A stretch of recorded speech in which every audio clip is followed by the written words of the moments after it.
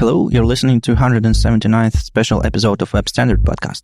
I'm your host, Vadim Makeev from HTML Academy, and we're in Mozilla's Berlin office together with Chris Mills from MDN. Hello, Chris, and tell us a bit about yourself. Oh, hey, Vadim. Thank you very much for having me on the podcast. I am the content lead and writers team manager for MDN. All right. For our listeners who probably don't know, we used to work together for a while in Opera. Yes, that is very true. It was cool to bump into you again at JSConf EU, after all that time not seeing you after working together at Opera. It was a nice time. We did all of the dev relations work together to try and improve people's understanding of web standards and improve web compatibility and such things. I really enjoy those times. So. Yeah, good days.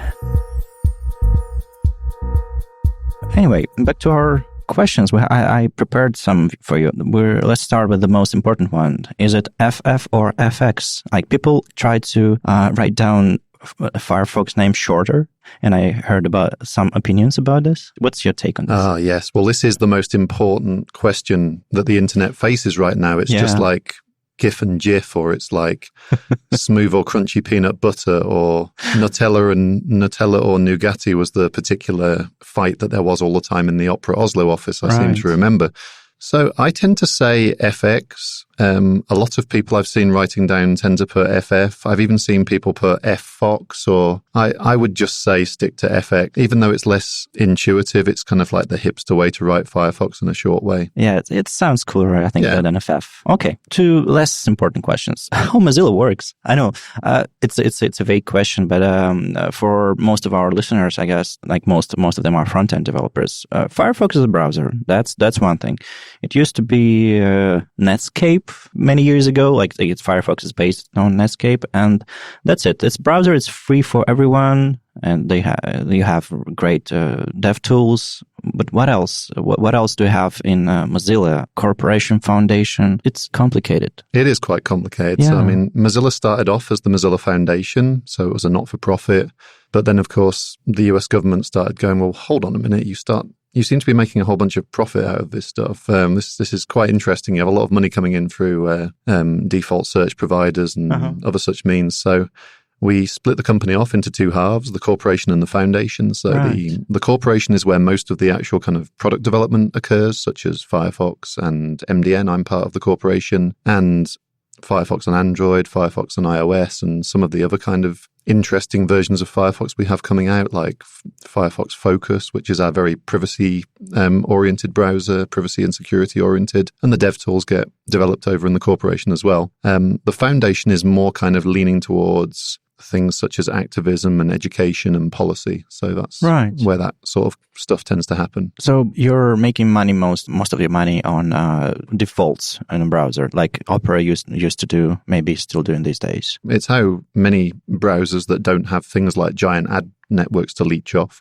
make their money. So in the same way as it was back at Opera, we make most of our money through Google default search revenue. So for anybody that doesn't know what that is, it's just the idea of, your default search engine will make loads of money for each search. So therefore search engines will pay vast sums of money to have them as the default search engine in browsers, because let's face it, many people will not even know that there's different search engine options. We are trying to diversify revenue streams a little bit. So we have in the past toyed with things like using different search engines that are more kind of locale aware, so options such as, Yandex in Russia or Baidu in China, for example. So why Mozilla even exists? There used to be a Netscape code base that was converted into Firebird and then Firefox browser. Yeah, it was a nice thing to do, to have some independent browser back in the day. So how many years ago Firefox as a browser won browser war?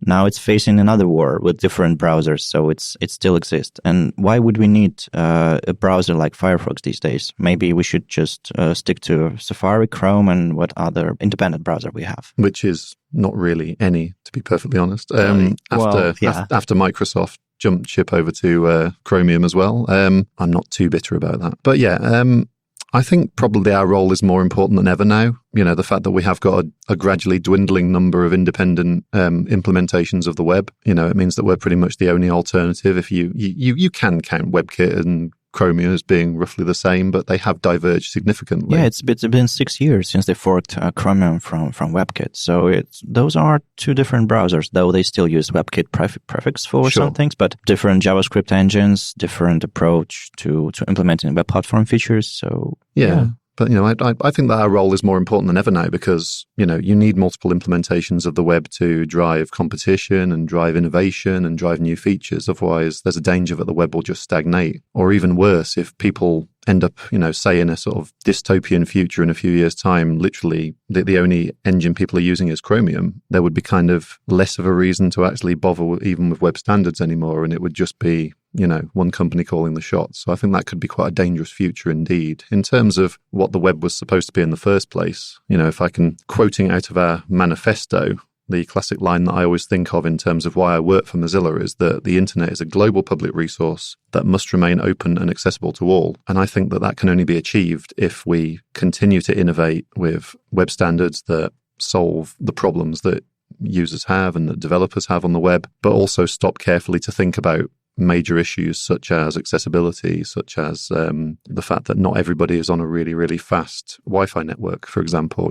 All of these issues around responsive web design, I think that's still a very big deal now. And then particularly before that, I mentioned that I was managing the MDN writers team. This is another aspect of Mozilla, is education is a very big thing. Right. I love the fact that the web is built on open source and open standards, so pretty much anybody within reason can actually get themselves on the web and create a site and express themselves. But I want to try and make that as easy as possible because I believe it's kind of like a right that everybody should have. Yeah, that's true. Okay, you're also doing some web standards work in Mozilla. If you compare, for example, Google Chrome's market share to Firefox market share, it seems like, Google gets to decide every aspect of web platform, but it's not. You still have a strong voice in web standards community. You still have a lot of editors and people interested in developing standards. So you can say, no, we're not going to do this way. So you still have an opinion, and they respect you. That's really a nice thing to see.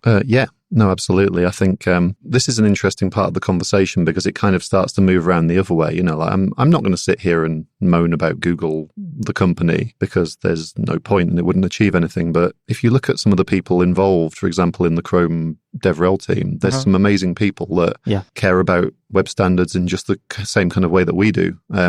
It's a huge mistake to talk only about a company. Absolutely. It's more important to focus on actual people, what they do, because developers on one service inside of Google, they usually have different opinions. They often oppose each other, not in the public, but you can clearly see that. Yeah, no, absolutely. And I think you're right. We should focus on people and on the community that we have around web technologies. That was very plain to see when we were just hanging out at JSConf EU together, which was amazing to see the sort of the feeling of kind of kindred spirits and a good tribe of people that just want to do the right thing. I was also surprised to see, not surprised, but I was really happy to see that they announced Puppeteer for Firefox on Google I/O. I attended recently. So they took the big part of their talk to explain that, it's not Chromium only. So we recently helped guys from Mozilla to launch their Puppeteer API for Firefox. So you can use not only browser engine, but those two. Maybe one day it will be available for Safari as well, but who knows? Puppeteer for Firefox is a thing. So you worked on this together. That's a really nice thing. That is good to see being publicly announced. But in lots of other areas in terms of the standards process, we do have a major voice in terms of over at WG, some of the key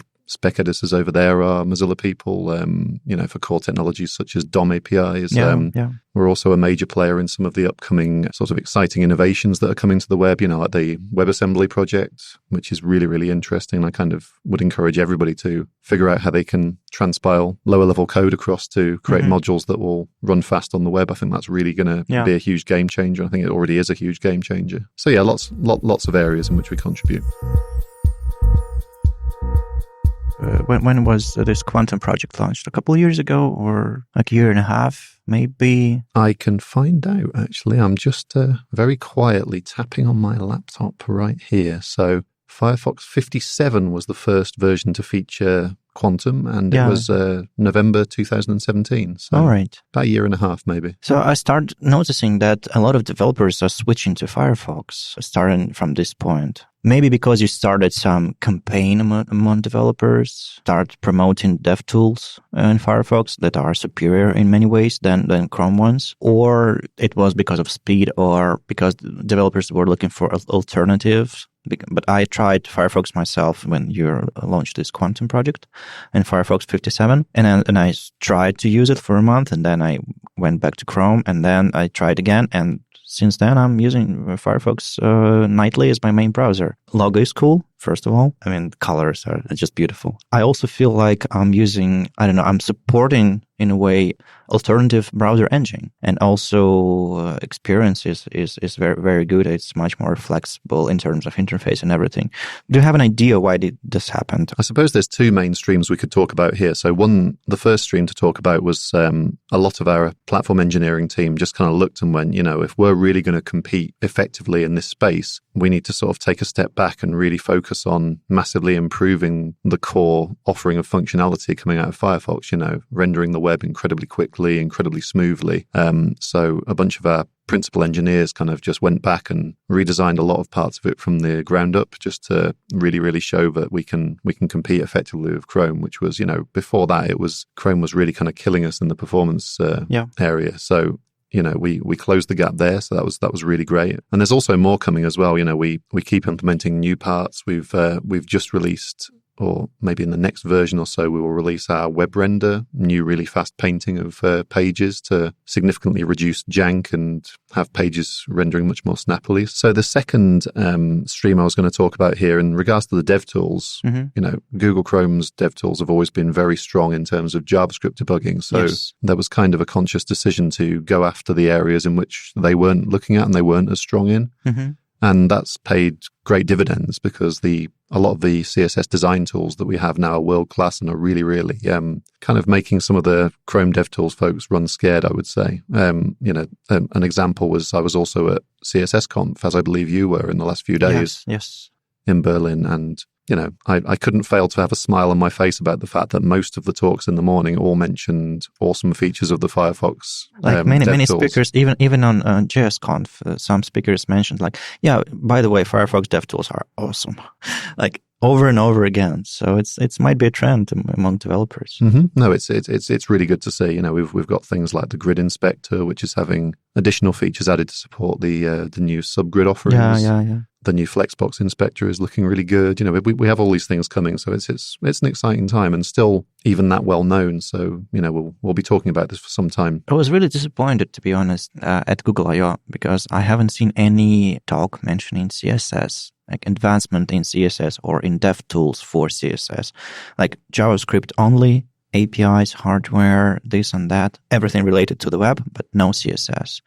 Mozilla is doing the right thing here, like trying to fill this gap. Something's clearly not right in Google department. Like they're focusing on JavaScript only.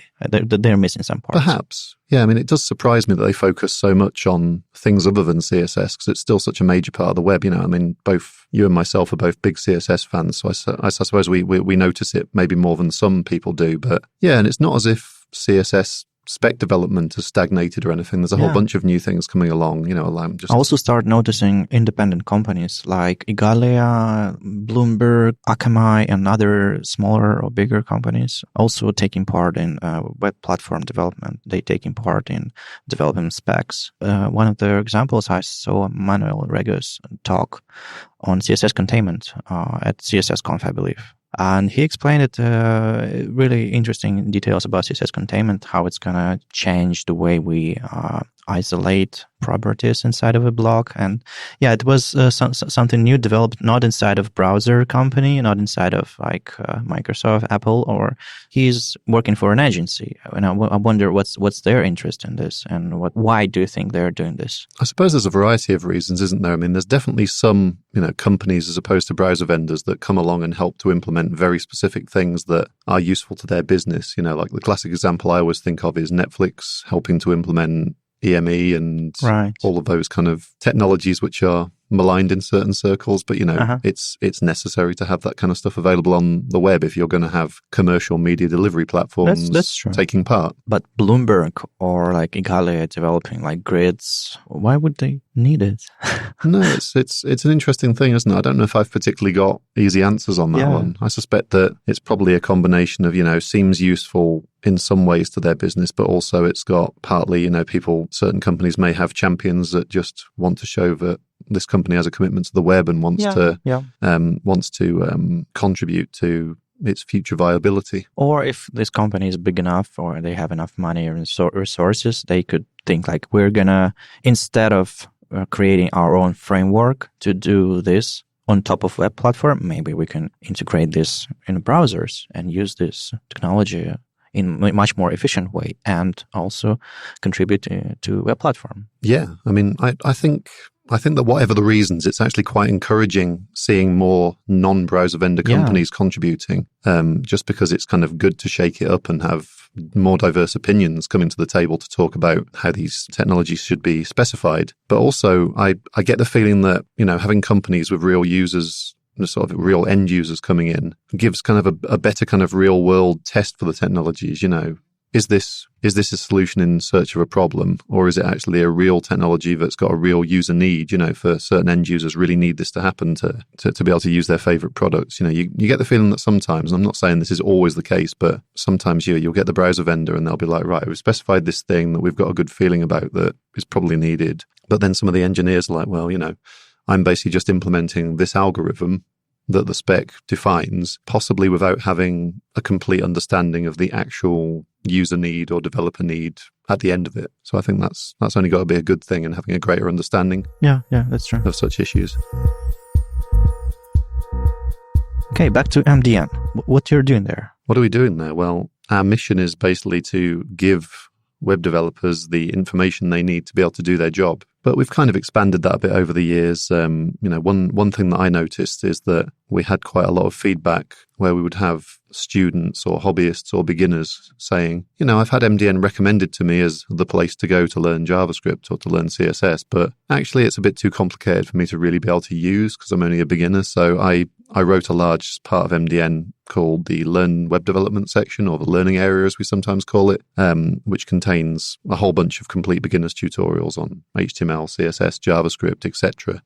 Just to allow people to get from complete beginner no knowledge to comfortable enough to start using the rest of MDN. Yeah, I think that the main value for the most of developers is not your actual documentation on web platform, but introductory articles. When you're completely new to something, there's always a group of CSS properties or JavaScript methods or some web platform API, and there's always introductory article explaining how this thing works. Like maybe not always, but there are so many of them. It's a good place to start. Yeah, I think I kind of agree in some respects, but disagree in other respects. I think that MDN has got huge value in terms of its pure reference material.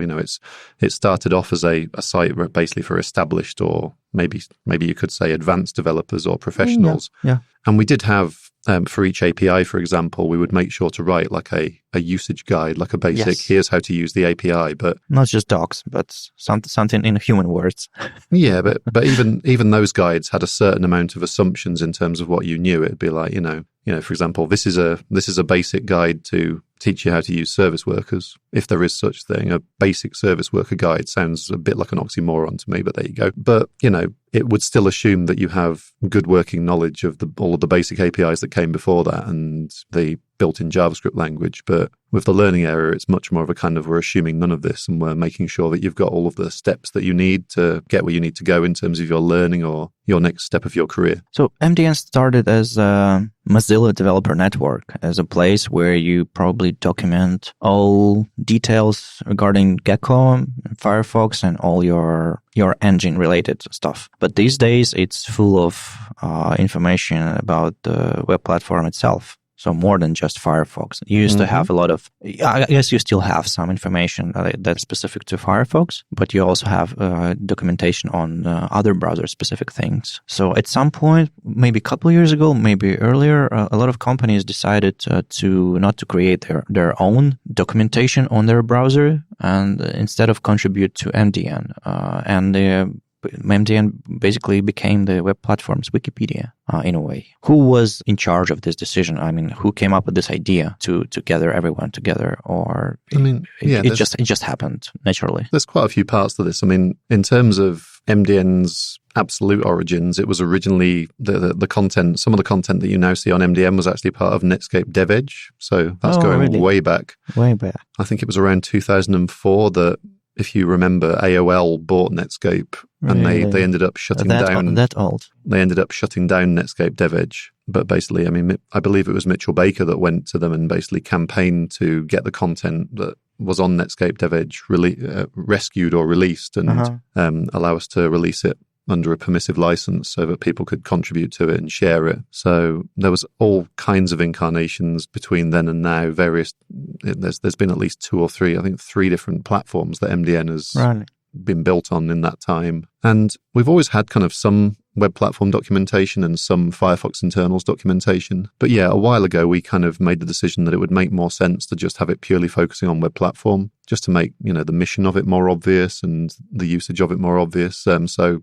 eventually we're aiming to move all of the kind of Firefox internals type stuff off to like another more suitable platform somewhere else, just to avoid that kind of confusion. But yeah, so, there was another effort going towards your talk about all of the other companies converging on MDN as the place to document things. There was another attempt a few years ago to do a similar site, which was this web platform docs thing that you may have heard of. I mean, I was actually one of the people that started that site for my sins. This was a couple of years before I was hired by Mozilla. But it was interesting. The idea was we did get some feedback from people saying, I'm not so sure about contributing to MDN because it seems like it is a bit Mozilla biased. Because there's a Mozilla name. Maybe. The name. Yep. Maybe. Who knows? Possibly. And you had loads of ads everywhere saying, just use Firefox. No. Joke. Do not take that part seriously. But yeah, so that particular project had very noble aims in terms of providing a real vendor-neutral source of information, but it failed because MDN already had such a massive head start, and the established passionate contributors in the MDN community did not want to move on to some new site. They just wanted to carry on contributing to MDN. So basically it failed. But fast forward a couple of years after that, maybe sort of about 2 years ago, perhaps. Yeah, it's about 2 years ago. We started talking to a bunch of the other companies in the web space about creating the MDN Product Advisory Board. So this is like, it's a coalition of people from different browser vendors. We have representatives from Google, from Microsoft, Mozilla, of course, Samsung Internet. We have someone from the W3C to kind of represent it from the standards kind of direction. And we also have someone from the Boku consultancy that are based in Boston. I know this. Very interesting company, they're kind of like a services consultancy that just does useful work that helps to advance the web in a good way, which is really nice. So yeah, we have all these companies together and we meet roughly every 6 months. We get together and just discuss kind of documentation issues of shared interest that we want to help improve. And it's really good. I mean, it's very effective. We now have a Google tech writer who pretty much contributes to MDN full time, helping to document kind of, primarily the APIs that Google have as their highest priority interests. We have lots of people helping to improve the browser compat data resource that we have. So, not only having documentation on all of the web platform, but also having compat data for all of the web platform. And that's been a long ride, but I mean, it's basically feature complete now, the browser compat data. And we're now working on a project to just improve the quality of the data. So get rid of the kind of true values and null values, which basically means either, yes, we know the browser supports this, but we don't know what version, or we don't know if the browser supports this or not, and replacing that with actual proper browser versions, because that's the highest quality data that you can get. So we're trying to make sure that that's improved in quality. There are many places where you can check the browser compatibility with certain features, like can I use database, for example, and Chrome web platform website, and some others. We used to have such documentation on DevOpera. I guess it would be good to have some database under this advisory board to develop it together, because some web platform features appear on Can I Use, for example, like weeks later than they appear in browsers. So this process might be slow, but since you have a little bit more resources to deal with this, it's common interest to have this in one place. I guess MDN could be a place, the actual place where you go to check the browser compatibility. Yeah, I mean, my ideal thing was I'd like to see all of the different sites that publish compatibility data to maybe collaborate on contributing data to the same database rather than lots of different ones. Yeah. Because the data is published under a completely open license, so anyone could pick it up and just represent it. And it's very granular data, so that you could quite easily build different views, whether you want a really, really granular view or just like a very high level kind of view of the support data. So yeah, I mean, that it will obviously take a bit of time to get there, but I mean, that would be my ideal for the future. There's one developer from Moscow, Roman Dvornov. Have you heard about him? Yeah, I've talked to Roman online. He used to contribute quite a lot to MDN data. The MDN data repo, which contains all of the CSS formal syntax and such things. Yeah, because he's developer of this CSS parser called CSS tree. Like tree with branches, not 3 as a number. And he wanted to improve this data because there are many inconsistencies and some even mistakes in this data because it's huge. So he started to contribute to this project just because he needed this data, or just he wanted to improve his own project. So like Mozilla as a source of information coming up over and over again everywhere I go. It's good to have something like this live and supported by other companies rather than Mozilla. And how other companies or regular developers could actually contribute to MDN? Like, how does it work? Basically, you have some editors inside of Mozilla. You have some people outside, which are probably editors as well. But for regular developers, what could they do to fix some bugs or write some documentation? So this is literally the hardest question I ever get asked. There are literally so many things you could do to contribute to MDN.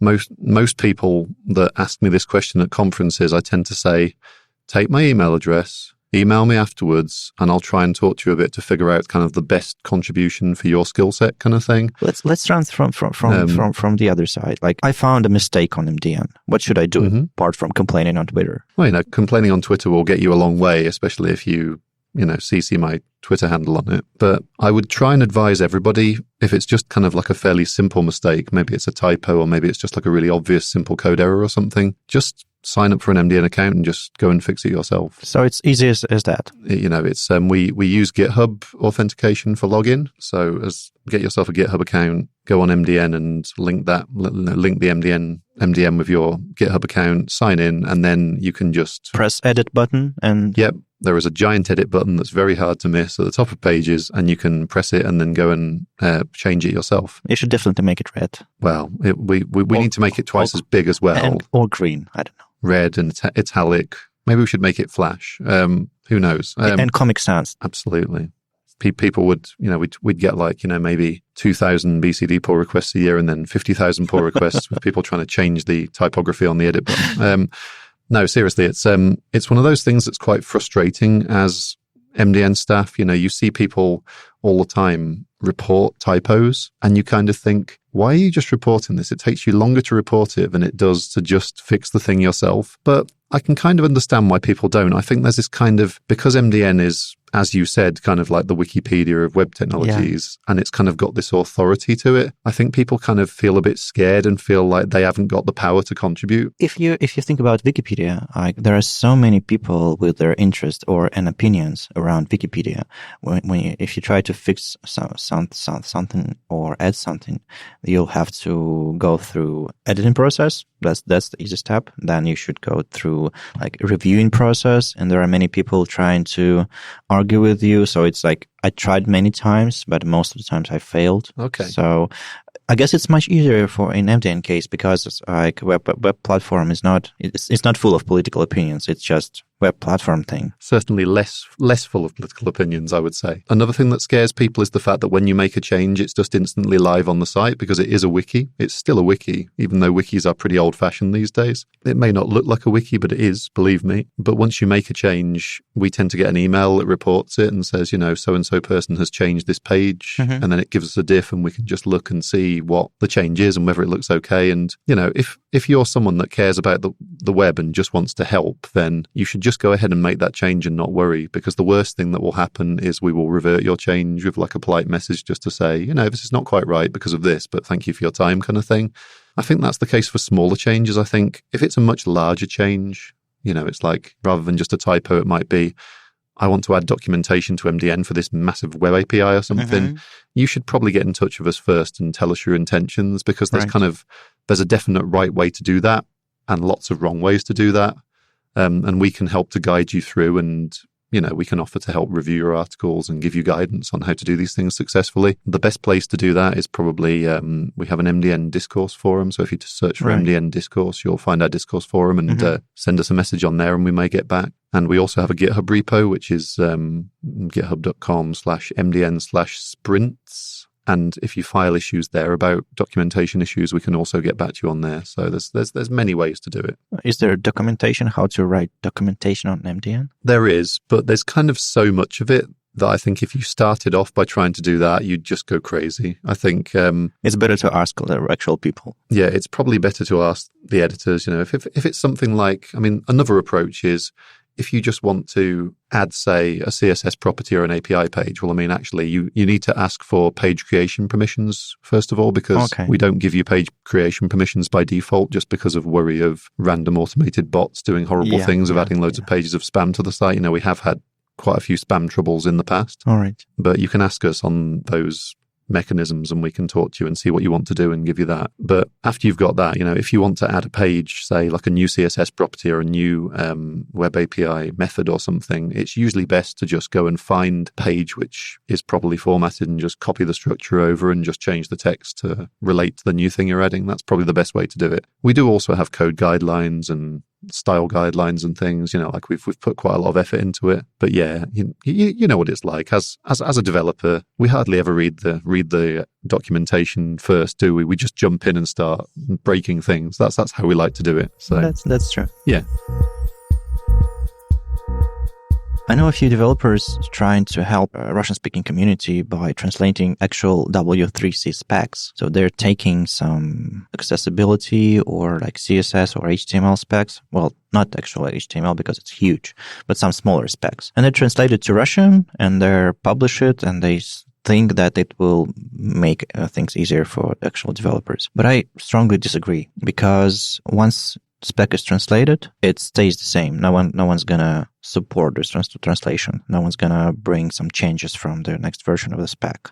No one's gonna, publish it officially on W3C side, probably. Sometimes it's like old documentation. It's better to have newer documentation in English rather than old documentation in Russian. So I usually suggest people translating actual articles instead of specs. And I saw something like this happening on MDN as well. I saw some introductory articles on some technologies or APIs translated to Russian, because I guess you have a translation mechanism on MDN, right? Yes, we do. Is there any value in translations? So this is a really interesting point to bring up. I certainly agree with you that there's not much value in translating specs, because specs largely aren't written for developers anyway. In terms of MDN translations, we do have full-featured translation capabilities. So you have a languages submenu on every page, and you can go to that and either view the different translations, or you can click the Add New Translation button and you get kind of like a side-by-side diff thing where it shows you the original text and then it gives you an edit window where you can write in your translation. Yeah, maybe I'm wrong. You even suggest translated version if I'm coming from Russia using like a Russian browser. Right. Yeah, I guess you do. Yeah, we do. We use like the default language settings to suggest a translation if one exists for the particular page, even if it's outdated, I guess. Yes, this is here lies the problem. Yeah. So this is the ultimate problem with translations. We have a writers team of, well, I was going to say 8 writers, but kind of 7.5. I don't really have time to do writing as much anymore. Now I'm a manager. Now I'm managing the team. So you're a half writer, officially. I'm officially half a person. But all of our time is taken up on doing the English version. Mm-hmm. And we don't have the language skills in the team to keep up with making sure all translations are kept updated. To actually have teams inside the company to deal with all translated versions would be pretty impractical. We'd need a similar sized team for all locales. Yes, yeah. and it wouldn't be feasible. So we rely on a lot of volunteer time to do translations. So the problem is that once you've done a translation, it will end up just standing still and becoming outdated. So what I would advise, actually, I think you've got a good point there, that you should settle on documenting just the most useful guides rather than trying to document the whole API docs and things like that. We also have a feature on MDN called watching, so you can watch single pages or entire trees of documentation. Right. So if you did some translations, you can watch a page and see what changes so you've been made and incorporate them into your translation. Yeah, so you know, if you've done a Russian translation on MDN, you could then watch the Russian version to see if anyone edits it. Yeah. You could also watch the English equivalent just to see what changes get made to the original, and then you can update the Russian version to suit. But this is the thing. If you're going to do a translation, I would suggest that you need to have a serious think about whether you might be able to put some time into maintaining it afterwards, because otherwise it will likely become out of date and fairly useless in 6 months or a year. It's a shame. Like I would love to have a better plan for localizations on MDN, but you know, we have 90,000 pages all in all. 90,000. And wow. It's just, you know, it wouldn't be possible for us to translate all of it into all of the different locales that people care about. I think also it depends as well how many people in your particular locale have a good grasp of English. Mm-hmm. So, for example, in the Indian development community, pretty much every Indian web developer speaks English. So there's kind of no point translating it into Indian dialects. Same with Scandinavia. Pretty much everybody in Scandinavian countries tends to have a good grasp of English. So it's pointless. But in places like China and Japan, it's not quite so good. Even Russia. I was also going to say Russia doesn't quite have as good grasp of English in all places. So I would say that Russia, you know, Russian is like a more useful locale to translate things into. I mean, the best maintained locales on MDN are probably Chinese, Japanese, and French. We have an awesome French contributor called Julien, or Sphinx as he's called online, and literally he spends a huge amount of his spare time keeping all of the French stuff up to date on MDN. He does an amazing job. So I'd like to say a big thank you to you, Sphinx, because you're amazing. If by in some chance you hear this podcast, thank you for all your work. But yeah, so it's a difficult problem. And I would say that you do need to, choose carefully the things that you choose to translate. Just keep it to the most important guide or tutorial articles. And yes, be prepared to spend a bit of time watching pages and maintaining them too afterwards. But if at any point you decide that you want to gather some volunteer teams that might watch or help translating new pages or update old ones, I'll be glad to help, because there's a huge community listening to this podcast, a Russian-speaking community. So we can always try to help MDN update their translations. Okay, great. Just let me know. Great stuff. Well, I very much appreciate the offer. As for outdated articles, I think you might automate it somehow. I guess if article is old enough and the difference is it feels like it's big, you can probably mark it as outdated. Not suggested first, but suggest English version, even if locale is matched. Yeah, no, I think that would be a good idea, having some kind of system like that. I mean, possibly even deleting stuff if it's just really, really bad. If it's got to the point where it's so outdated that it's considered harmful, kind of thing. Yes. It's probably a good idea to delete such things. To talk a little bit about future plans. Yeah. Eventually, I mean, it's very much an experimental phase right now, but we're eventually hoping to move most of the MDN content onto GitHub rather than being locked in the wiki database. So you already have some demos hosted on GitHub. Some interactive built-in demos, I guess. So yes, the interactive examples. Yes. Yeah. So I tried to fix some things myself. So I edited it on actual wiki interface, and then edited some sent pull requests on GitHub. So it was two-step thing, but still manageable. We're hoping to move it all to GitHub because we've had much more success with the GitHub contribution model in terms of inspiring contributors to take part. Yeah. So, in terms of the number of people we have doing effective changes on the wiki, it's not too bad, but it's a bit kind of random and it could be better. Whereas, if you're using GitHub, you can say, okay, we want to concentrate on this problem next. And you can write issues that say, here's the next 10 or 50 or 100 things we want to achieve. Mm-hmm. To have some low-hanging fruit tasks for new developers. And then people can just pick up those and take them as they want, kind of thing. So that seems to have worked fairly well for us. We had a huge uptake of people helping with the interactive examples repo and the browser compact data repo, and it still carries on to this day. So it's really effective. There would be other advantages to this approach as well. If you have a load of content stuck in a wiki and you, for example, want to change the sidebar in 5,000 pages, if you haven't implemented that via a macro like we do for a lot of that stuff, then you'll find yourself having to manually edit 5,000 pages, and it can just be painful sometimes. So to have it in a GitHub repo would mean that you'd just be able to write yourself a little Python script just to step through and change all of those. And have everything not in Markdown, for example, which is much more, common these days than what's the Wikipedia format? What's the wiki something? Oh, like Wikimedia format. Yeah, Wikimedia. Yeah. No, that's pretty painful to write. Yes. But yeah, Markdown is what we'd probably store the pros in. I think it would work very well. Like, developers much prefer writing things in Markdown these days. There's all sorts of advantages. Like, another advantage that got mentioned to me a couple of times during JSConf was like, it'd be fantastic to have the MDN repo just downloaded on your machine, and then you can go and edit things offline whilst you're on a plane or a train journey or something. That would also be a big bonus. There are a few web apps and software that actually does that. So you can download MDN to your Inhabitant offline. So there are some applications doing that. I did not know that. That's really interesting. So I've been doing this for a while. So when you're traveling somewhere on a plane or somewhere like offline, you can search through MDN. I guess it would be great if you could just implement service workers with offline support. Oh yeah, at some point. We've already talked about that, and we've got that on the dev roadmap somewhere. Yeah, it would be a pretty simple fix as well, just to have like a general service worker that for every single page will offer you the chance to just store it offline. Yeah. It would be pretty quick to write, I think. So yeah, open sourcing everything could actually, and putting some effort into creating issues and tasks for community, it could actually help you to move forward with MDN and everything. Because I know a lot of people that are willing to help, but they have no idea what to do. Yep. So yeah,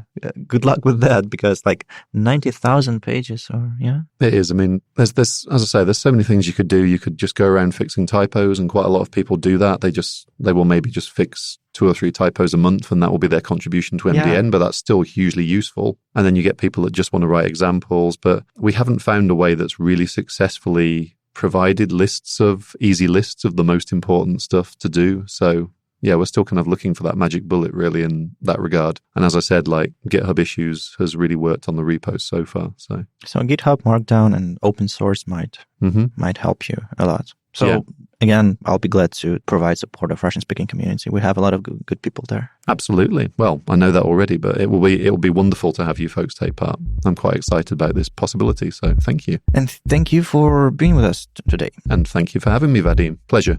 You were listening to 178th special episode of Web Standard Podcast. Thank you for listening. See you next week in a regular Russian-speaking episode. Bye.